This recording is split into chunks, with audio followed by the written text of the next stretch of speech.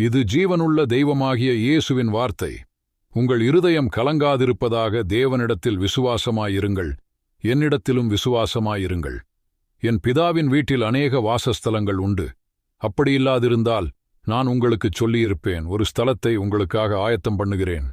நான் சென்று உங்களுக்காக ஸ்தலத்தை ஆயத்தம் பண்ணின பின்பு நான் இருக்கிற இடத்திலே நீங்களும் இருக்கும்படி நான் மறுபடியும் வந்து உங்களை என்னிடத்தில் சேர்த்துக் கொள்ளுவேன்.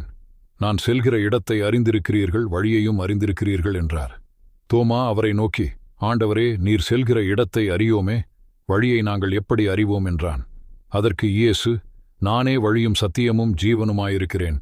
என்னாலே அல்லாமல் ஒருவனும் பிதாவினிடத்தில் வரான். என்னை அறிந்தீர்களானால் என் பிதாவையும் அறிந்திருப்பீர்கள். இது முதல் நீங்கள் அவரை அறிந்தும் அவரைக் கண்டும் இருக்கிறீர்கள் என்றார். பிலிப்பு அவரை நோக்கி, ஆண்டவரே, பிதாவை எங்களுக்குக் காண்பியும், அதுதான் எங்களுக்கு வேண்டும் என்றான்.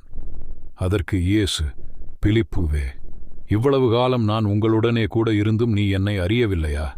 என்னைக் கண்டவன் பிதாவைக் கண்டான். அப்படியிருக்க பிதாவை எங்களுக்குக் காண்பியும் என்று நீ எப்படிச் சொல்லுகிறாய்?